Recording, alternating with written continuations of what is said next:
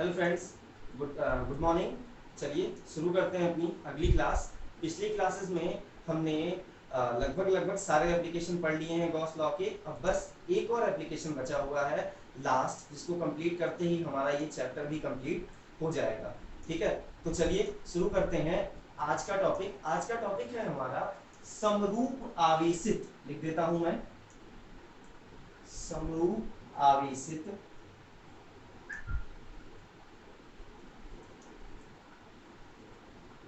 गोलीय चालक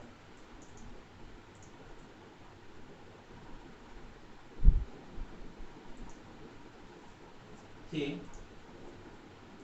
कारण विद्युत क्षेत्र की तीव्रता। ठीक है, इंग्लिश में लिख देता हूं, electric field intensity due to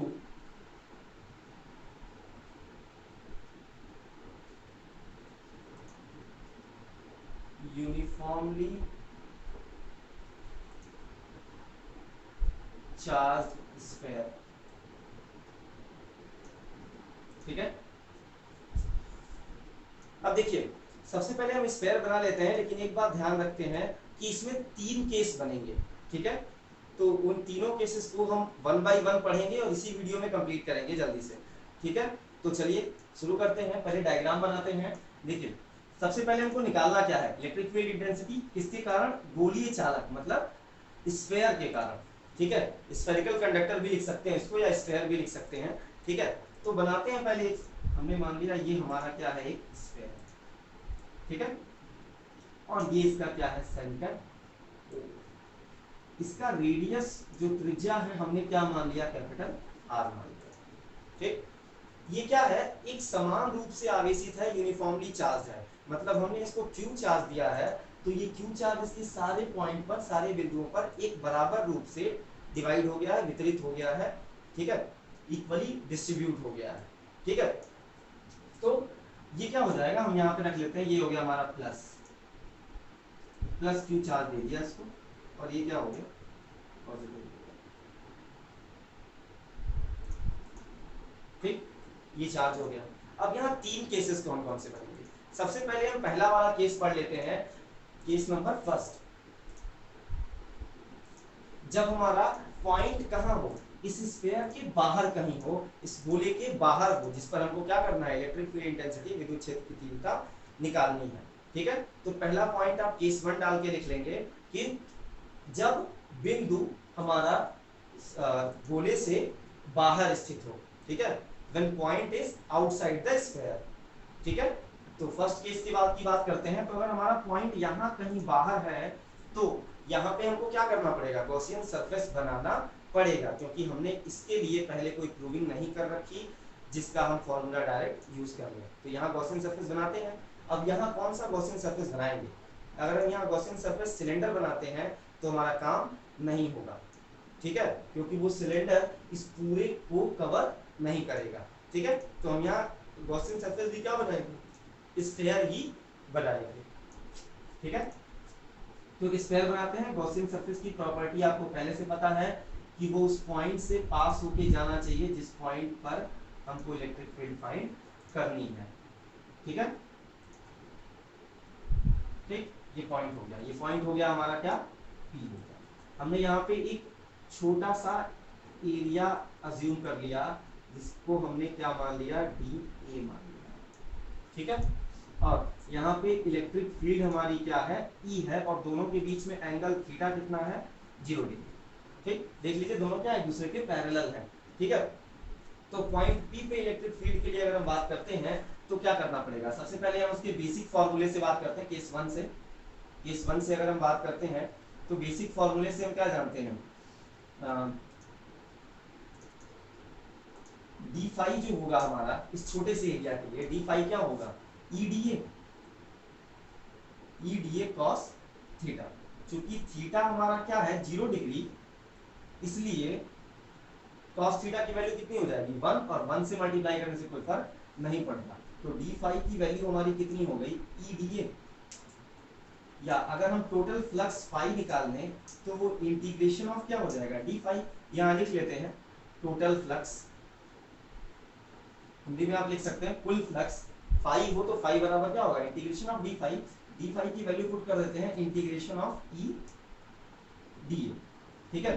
तो फाई इक्वल टू ई तो बाहर आ जाएगा और यहां से इंटीग्रेट करेंगे तो ये डीए बचेगा। मैंने पहले भी बता रखा है आपको कि हम इसका इंटीग्रेशन, क्योंकि इंटीग्रेशन किसके रिस्पेक्ट में हो रहा है, ए के रिस्पेक्ट में, ठीक है, तो हम ई का इंटीग्रेशन नहीं कर सकते, ठीक है। हम उन्हीं चीजों का इंटीग्रेशन कर सकते हैं जो इस एरिया के अकॉर्डिंग वेरी करते हैं, ठीक है। लेकिन इलेक्ट्रिक फील्ड तो हमारा वेरी कर नहीं रहा एरिया के अकॉर्डिंग, वो तो यूनिफॉर्म है, इसलिए हम इसका इंटीग्रेशन कर नहीं सकते। ई को बाहर कर लेंगे और डीए का इंटीग्रेशन करेंगे तो क्या आ जाएगा, ए आ जाएगा। जिसको भी ये इंटीग्रेशन ना समझ में आया कि डीए की जगह ए कैसे आ गया, इसको मैंने पिछले वीडियोस में क्लियर कर रखा है, पूरा इंटीग्रेशन भी बता रखा है, ठीक है। तो आप उससे देख के उससे ध्यान से समझ लें, ठीक है। डी हो जाएगा और ये एरिया किसका एरिया है, ये जो एरिया है वो हमारा इस गॉसियन सरफेस का है, जिसके रेडियस को हम क्या अज्यूम कर लेते हैं, त्रिज्या को क्या मान लेते हैं, स्मॉल आर मान लेते हैं, ठीक है। तो अब इस स्फेयर का गोले का जो कुल क्षेत्रफल टोटल एरिया होता है वो कितना होता है, 4 पाई आर स्क्वायर। तो ए की जगह हम यहाँ क्या रख देंगे, फाई इक्वल टू हमको मिल जाएगा E into 4 pi r square, ये हो गया हमारा इक्वेशन 1, ठीक है। अब देख लेते हैं बाई गॉस लॉ, गॉस के नियम से जरा देख लेते हैं क्या जानते हैं हम। अगर हम फाई की वैल्यू निकालें तो वो क्या होगा, Q अपॉन एप्सिलॉन नॉट, ये तो होगा, ठीक है। क्योंकि यहाँ पे टोटल चार्ज हमने कितना दिया था, जो यहाँ प्लस प्लस डिस्ट्रीब्यूट हुआ है, स्मॉल q दिया था, और इस जो गॉसियन सरफेस है इसके अंदर टोटल चार्ज कितना है, टोटल आवेश कितना है, q ही है, क्योंकि इसके अंदर देखिए बीच में तो कोई आवेश नहीं है, जितना इस गोले के ऊपर चार्ज है, आवेश है, वही क्या है, इस गॉसियन सरफेस के अंदर आवेश है, ठीक है। तो Q अपॉन एप्सिलॉन नॉट हो जाएगा।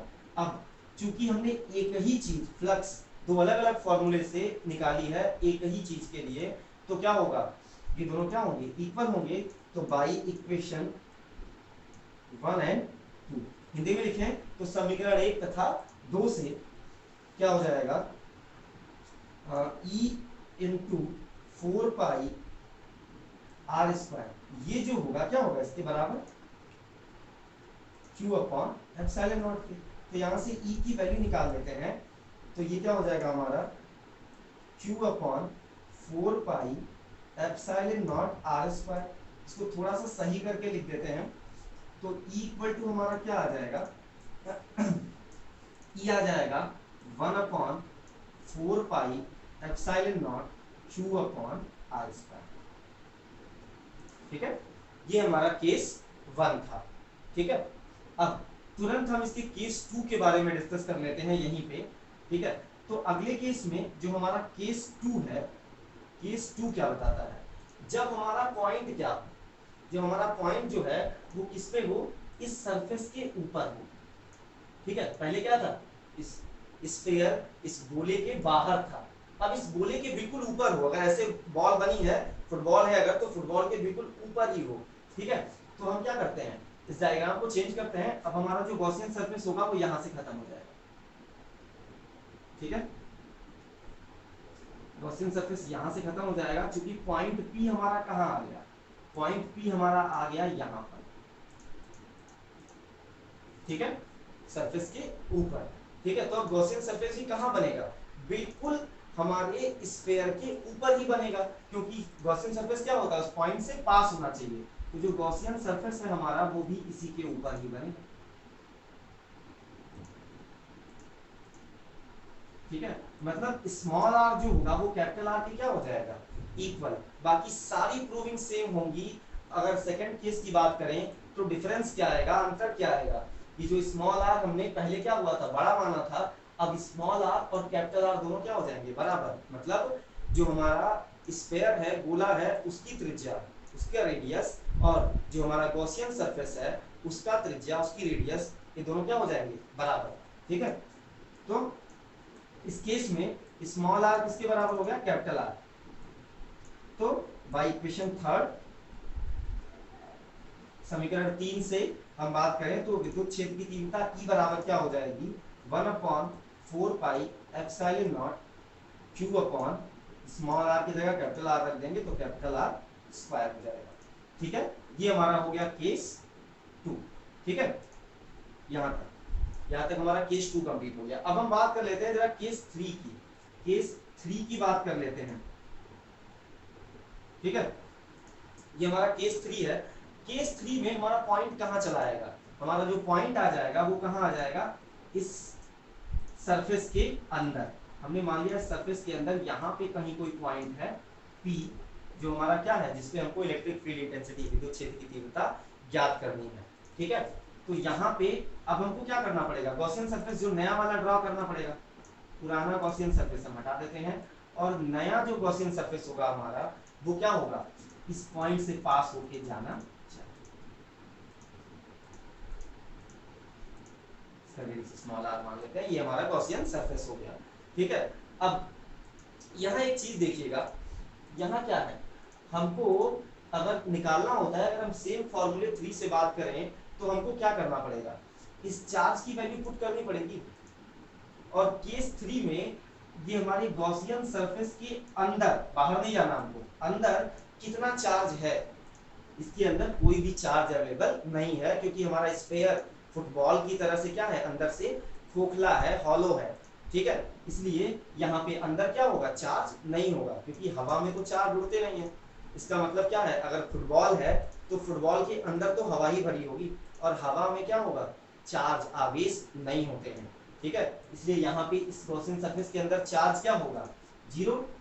केस 3, ठीक है, केस 3 में आप चाहे तो यहाँ लिख सकते हैं कि जब बिंदु हमारा क्या हो, पृष्ठ के, सॉरी गोले के स्फीयर के अंदर हो।